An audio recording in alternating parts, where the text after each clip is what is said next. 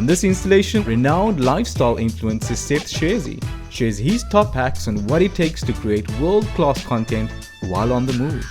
We engaged 3 industry leaders for an in-depth panel discussion on the rise of influencer culture and the power of influencer marketing. But first, let's catch up with this sensational pop star turned fashion entrepreneur, Jarrad Ricketts.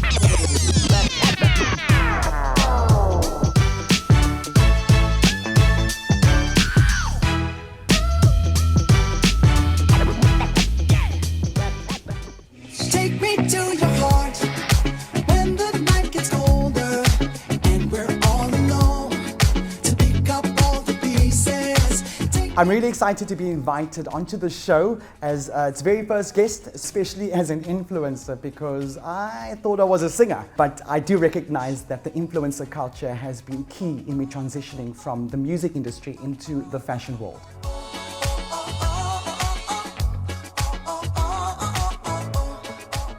I'm so excited to be taking you on a journey of my life, all the ups and downs and everything that brought me to this point, being who I am. Through my journey of life, I studied art, I'm a graphic designer, worked in publishing, and I think being around all those creatives, editorials, I soon understood that, there's a message here, and using the tool of fashion and art, we can really connect with everyone out there. I draw from different people, so I can't really say there's one specific person that I sort of model my life against, friends, family, people that I see on television. I'm inspired by people. As a creative, I design for the world, and so it's the exchange that I enjoy. So whether it is spirituality, whether it's fashion, whether it's just the way I want to spend my time, I draw from different people. I think fame is quite subjective. I think I'm just really blessed that as a singer, a songwriter, a performer, and as a designer, I've managed to create work that really connects with everyone out there. And I think that's the key to being a successful creative, is that when your work resonates with people out there, and they share that with somebody, I think that is when you're doing your job well.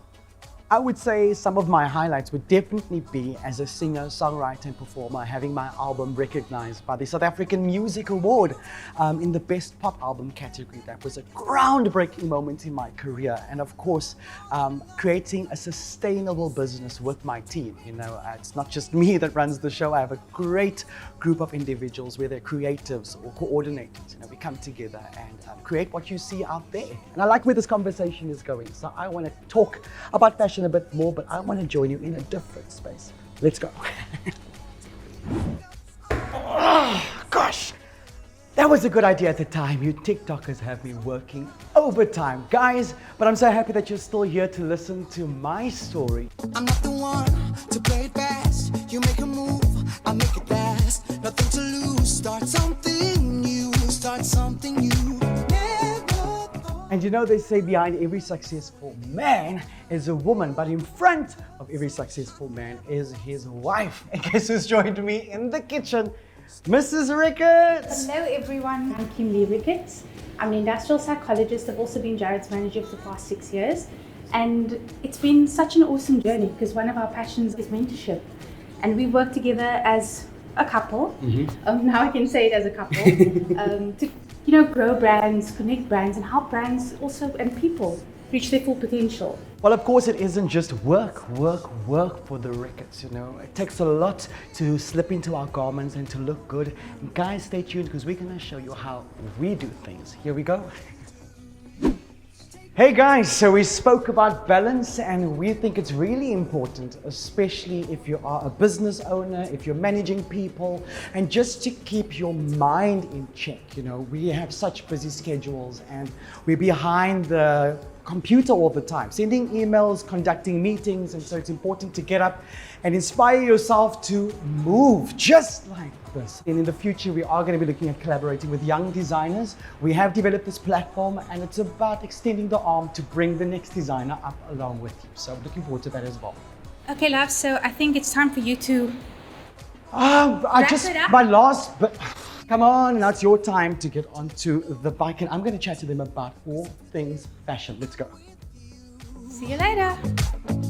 I'm not the one to play it fast. You make a move, I make it last. Nothing to lose. Start something new. Start something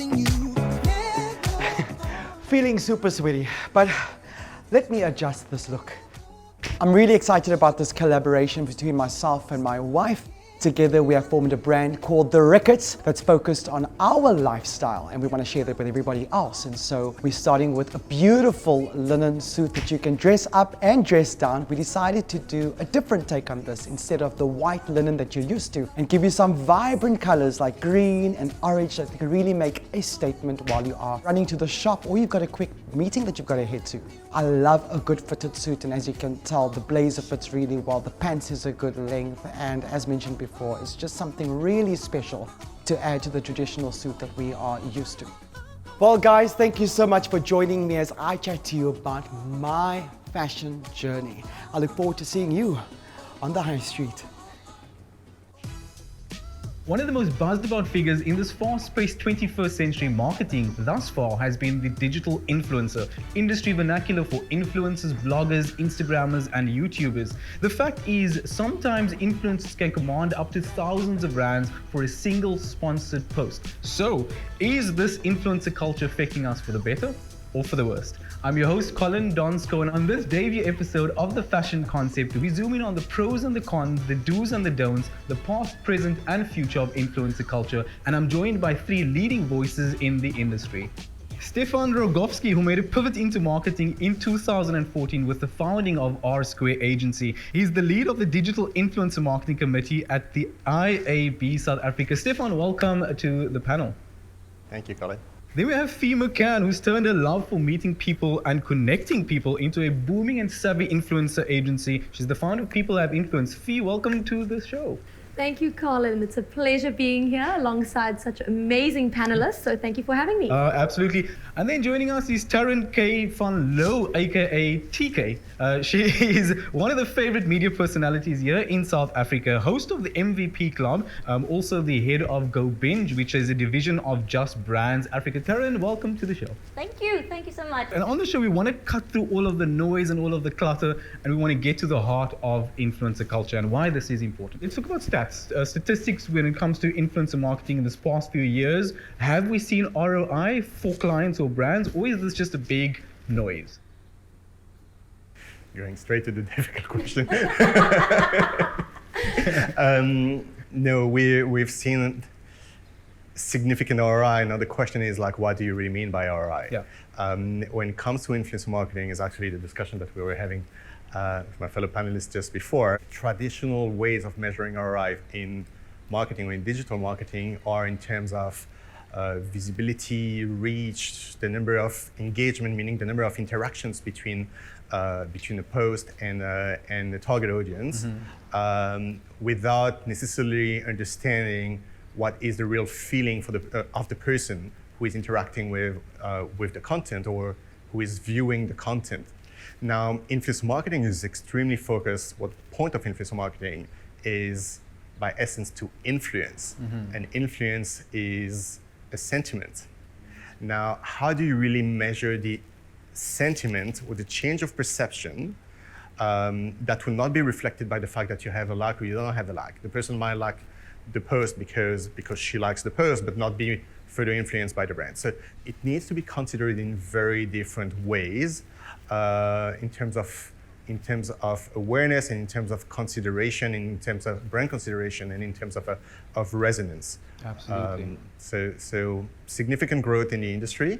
It has growth about 4 times in 4 years, actually. So it's one of the most of the fastest growing segment of the digital marketing industry, which confirms that it's working, because otherwise brands won't spend almost $10 billion per year in influencer marketing. But it needs to be approached differently in terms of ROI. Absolutely. Thank you, Stephane. Let's talk about this. Stephane gave us a great introduction to influencer culture, influencer marketing, how well it's been doing, and also stats that prove it's been doing okay. You on the other end of the spectrum, you manage these influencers, you kind of package them and take them to market. What is your process of packaging these influencers, and then, because you in essence are selling them? Essentially, yes.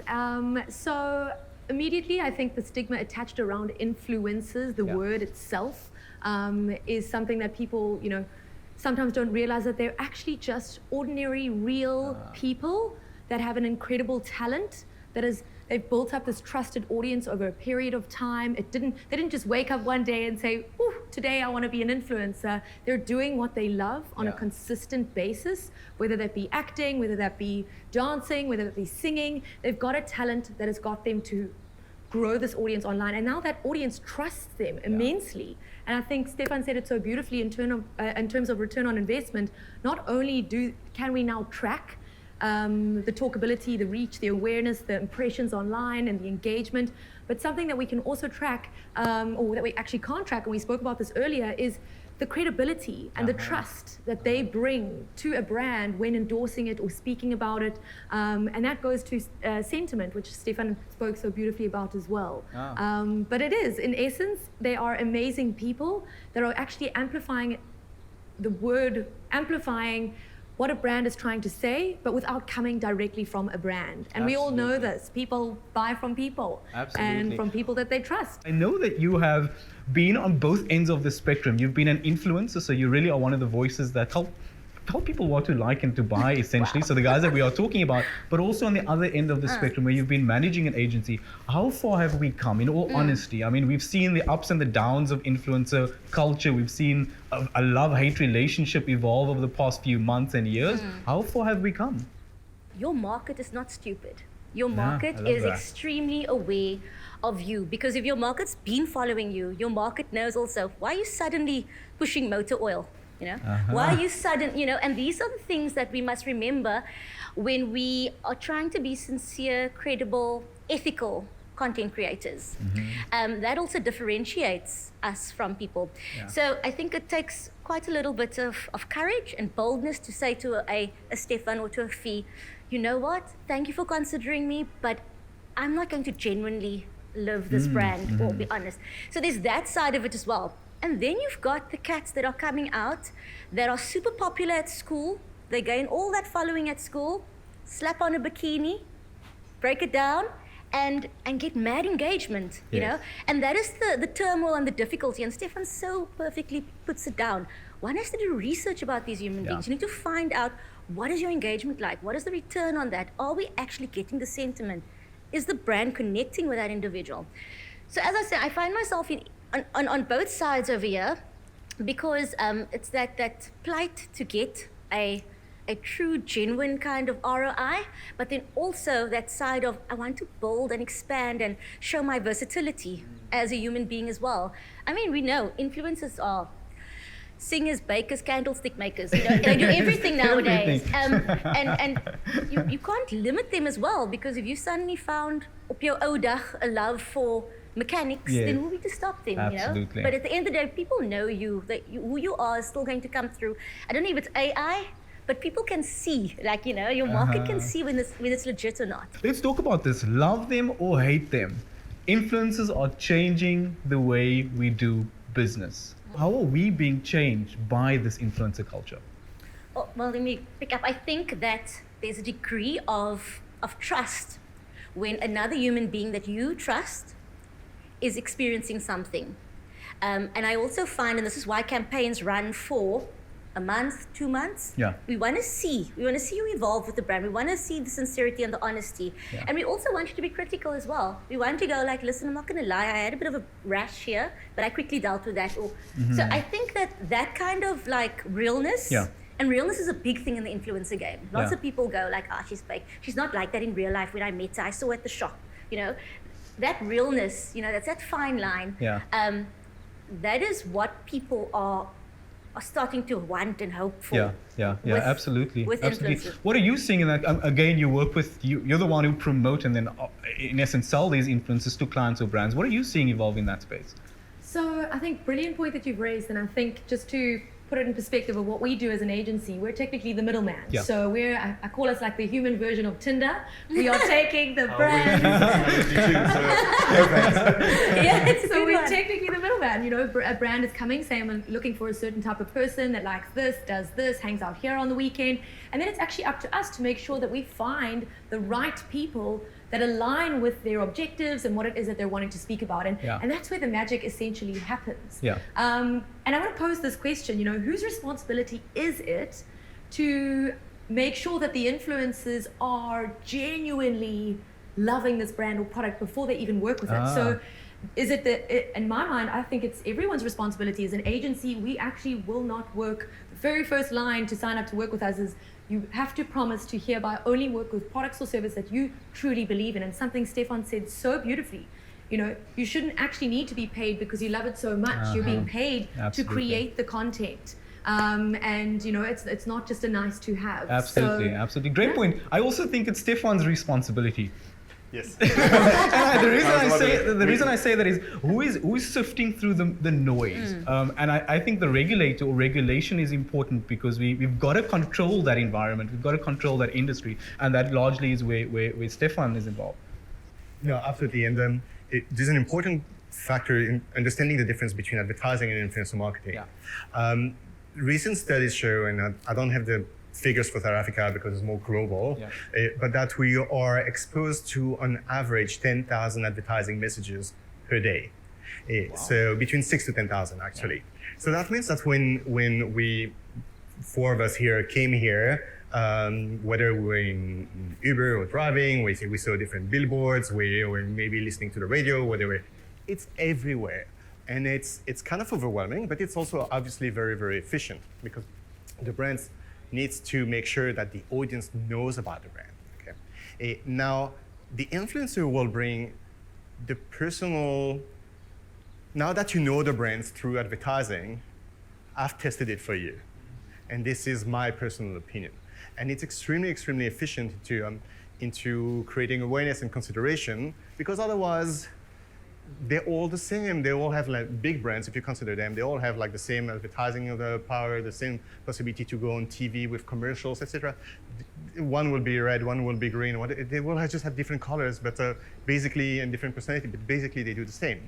But the person who will actually test it for you will explain to you what is the difference and why they relate to this brand more than another one. And Tarren case did absolutely very well, which is creating this affiliation with the brand. It's not just being paid, and I have done one post, it's a great product, and now that's done, but you'll never hear me speaking about it anymore. So the more they speak about it, the more they create these real affiliations where it actually shows that they really believe into the product. Now, in terms of cutting through the noise, not nose, as you were saying, it is indeed everyone's responsibility. I think that it's the influencer's responsibility to, as we were speaking before in terms of authenticity, to make sure that they only work with brands that they really believe into, because for two reasons. First, as I was explaining before, it alienates the audience, so they're losing credibility. But they're also harming the brand, because then the audience will say, wait a minute, the influencer does not really believe into the product, so you actually need to pay someone to pretend that they believe into your product because no one actually really likes it. So it harms both the brand and the influencer. That's one very, very important point. So what we do, for example, at the R-Squared agency, systematically, as you say, you need to verify with the influencer, is we will verify that the influencer has the right profile. That's obviously you need it. That the influencer speaks to the right audience, that the influencer speaks to the audience, the right audience demographics, but also to an audience that is really interested into the categories of products. But then we just have a chat with the influencer. And have you tried the product or the service? Do you know about the brand? If you've not tried, you know people who've used it. What is your story? How do you actually relate to this brand or to this brand or service? And what is your connection? Or are you actually really excited to try it if you've never tried it? But someone who will say, no, I'm not interested, but it's fine, I can create great content. And we already had one influencer who said, no, this is not the kind of product that I always use, but I know actually how to create great content. I was like, sorry, we'll work with you on another brand that you actually really believe into it. So it's also our responsibility as an agency to make sure that if the influencer does not do it, we can validate the affiliation and vice versa. Yeah. I just want to touch on that as well. We're talking about responsibility. There's also a massive ethical responsibility from the influencer's point of view as well. You can't expect people to spend their hard-earned cash on something that is not genuinely, functional or going to give you results, etc. I think that is a big factor. And I mean, how do you sleep at night expecting someone to purchase something that's quite deep. thousands of rands? Yeah. And you know that you're just endorsing this because of your own personal paycheck. Because believe it or not, the power of the influencer slash content creator slash vlogger is real. Yeah. People go and purchase that thing. People go and do it. You see it with a lot of things. Influencers that are bringing out clothing brands, that are doing collabs, that are doing that. Those brands can see a change in their market share. So, you know, there's a degree of ethics and conscience Absolutely. that is so important, because people go and follow you. They believe you. You know. I love what you did with your. I mean, we know your brand. We followed your journey, and I want to talk about the importance of understanding and valuing the business of being an influencer, being on that end of the spectrum. Because we saw you do that. You started off in front of camera, you started off as a personality that the country fell in love with, and then you focused on the business bit of it, which is what you're now doing. And I think that transition is important. Because we're all going to get tired of just posing for a great selfie, or we're going to get tired of that. To the influencers or to those wanting to get in the space, how important is it for them to focus on the business of being an influencer? I think South Africa's influencer culture, we could say it's about 4 or 5 years old. You know, but our real booming, where you actually have to declare stuff to SARS. You know, it's relatively young. And me, I've been in the media for a good 15 years. So I saw the evolution from how things are changing, from the bloggers to the online space I've seen how it happens. And if you, even now in COVID times, if you don't have the skill and the ability to pivot and diversify yourself and adapt and survive, then you are on a very slippery slope, because you can only do so many TikToks. You can only twerk so much, you know, to actually pay the bills eventually. So it's important to start expanding yourself. And going back to your point about you then went on to this side of it. For me, a big factor is talent. Whether it is your talent to be able to do a contour, whether it's your talent to make people laugh, to make people smile, or just to taste food, whatever. At the end of the day, the idea is to infotain, to inform people and entertain them as well. And I think that maybe consciously or unconsciously, my aim was to start creating content that is quality. You know, we can't just follow people because they're pretty. We've seen the teething stage of the culture here, or of the industry here, but we've seen in the fashion space, there was a time that everybody said the age of the bloggers come to an end, or the era of the bloggers come to an end. The next hot thing is influencers. Who are the fashion influencers? Where are they? Find them, work with them, give them your money. And events went crazy. And so we put all the influencers on our front rows at fashion shows. And that didn't last very long, because then we realized, but we're not seeing great returns. Let's kick them out of the building. So we spoke about the stigma earlier. So you still have this sense of, we don't know what to do with them in the fashion space. How important are fashion influencers, and also how far have they come in terms of the evolution? I think it's important to note that real people wear clothes. And for the longest time, one had these size 0, size 4, maybe a size 6 ladies creating these ridiculous expectations. And that is how I think the fashion scene online has evolved. Because we are seeing a way more exclusive inclusive, I beg your pardon. I love that. Inclusive culture. And when I say inclusive, I'm not saying only body positivity. I'm talking about every single shape. Shapes and sizes. Every single shape. From your super skinny thigh-gapped girl to your curvy mamacita. That massive spectrum over there. I think the fashion industry and scene wants to be involved with every one of those human beings. Absolutely. And that is, I think, the beauty of South Africa, because we are such a, I know maybe I'm being a bit ignorant when I say that, but you can see when that person is from Holland, or that person is from Portugal. South Africa, we're like a melting pot over here. I mean, we are. Is that a bad thing? Is that a I good thing? purposely didn't say Belgium. And I'm saying this in terms of body shape. You know, we are just this, and it comes from our history. You will just get all kinds of phenomenal shapes, and so we don't sadly conform to the mannequin body. And so, and I find this with myself. I would wear something or get sent something, and I'd get DMs. What size are you wearing? What is wow. it? And Wow. because ladies are going, I like how it looks on you, but I can't, because I might have a nice curvy booty, or I might have a tiny waist. This is the reality of our physique. So, physique rather. So the point about fashion, online fashion, it is evolving as we speak. It ties in with all the various lovely progressive movements that are happening. Yeah. But the inclusion culture is alive and well. And the idea of your traditional perfect body, That's a thing of the it's past. like, what is perfect body? Yeah. Seriously, that is so primitive. You mentioned, you touched on stigma.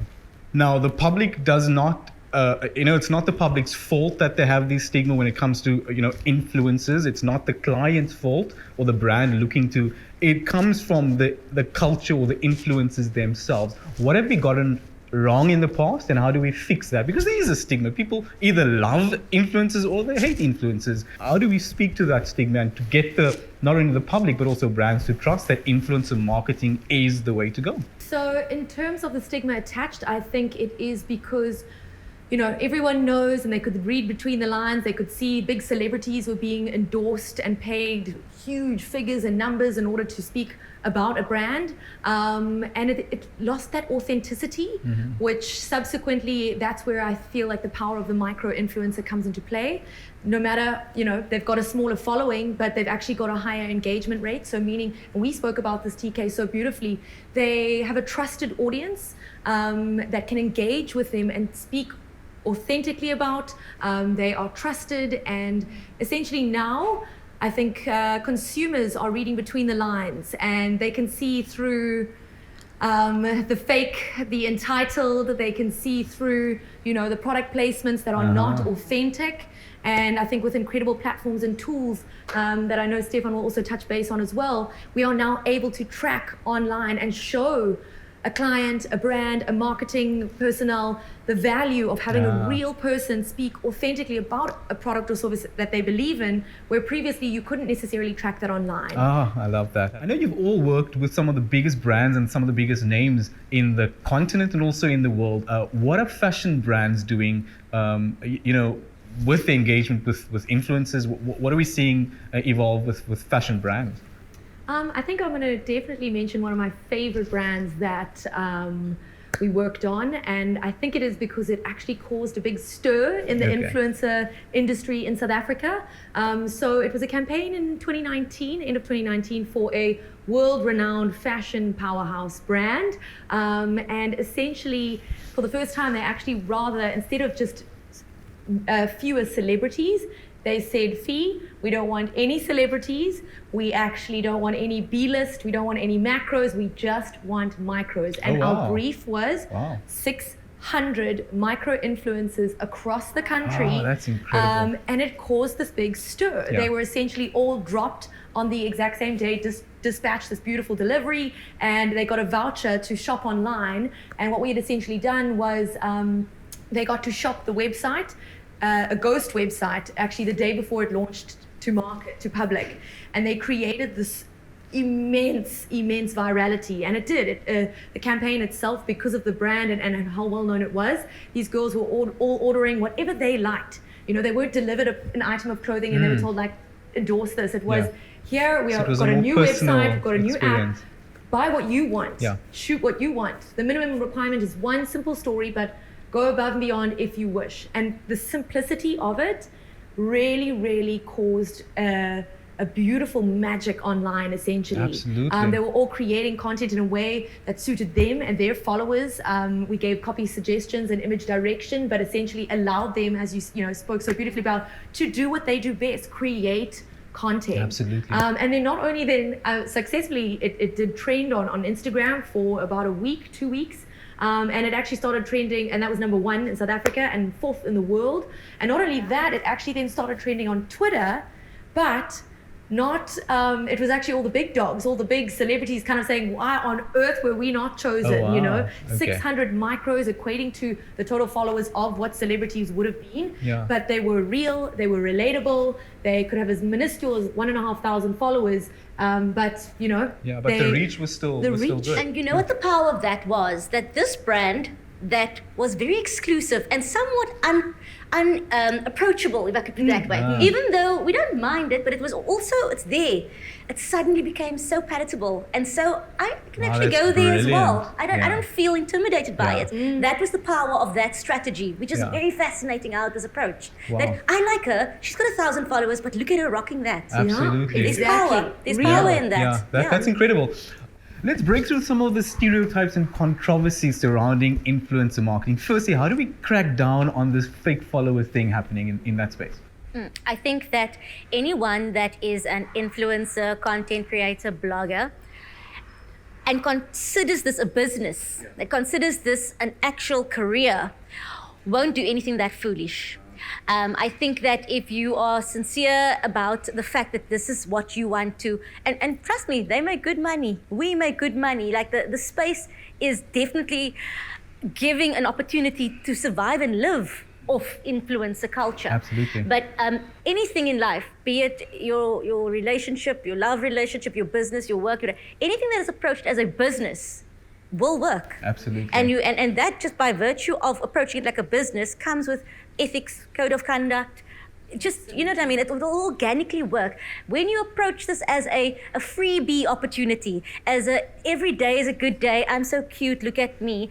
Sadly, you will see that your sustainability levels will go down. But approaching it like a business, you will see that there is definitely value in the influencer game. Absolutely. It can become a real career. Absolutely. Some of the heavyweights. We can identify the fake followers, influencers having fake followers. So there's a way to track that. It's pretty. You have quite some influencers, fortunately not too many, who are actually buying fake followers because in their mind, the more followers, then the more they will be paid. But it's all kind of technologies and fake profiles following them. So there are other technologies to actually spot them, because when you see that you have let's say 20,000 followers and you can access the followers, let's say on Instagram, and you see that they're all accounts who are following 100,000 people, have no follower, have no content, have no picture, and the account is from Vietnam, China, or Russia. You know that someone who is followed by so many people who have actually no follower and no content, those are fake followers. So you have AIs and technology who can actually identify the percentage of suspicious followers, and we spot them immediately. Stephane, influencer culture in 2021 and beyond, what are your predictions? Large growth in influencer marketing for just the same reason, which is authenticity. People are craving real recommendations and authenticity, which comes with also getting some maturity from selecting brands will understand and approach more and more and more really authentic influencers, and start working away from unauthentic influencers who will need to adapt or to change. So I think there will be, as we're getting more digital, more globalized, there will really be this growth into real endorsement from real authentic people. Absolutely. This definitely has become one of the most coveted industries. Young men and women all over the continent wanting to become influencers. What is your advice to them? Being sincere, being ethical, and approaching it like a business and being serious about this. It's not only because you see there's that dilemma between the online space, the avatar, the virtual world, and when you step into the real world, it's a very different space. So it's that fine art of being able to be able to do both, but doing it genuinely and with sincere intention. Absolutely.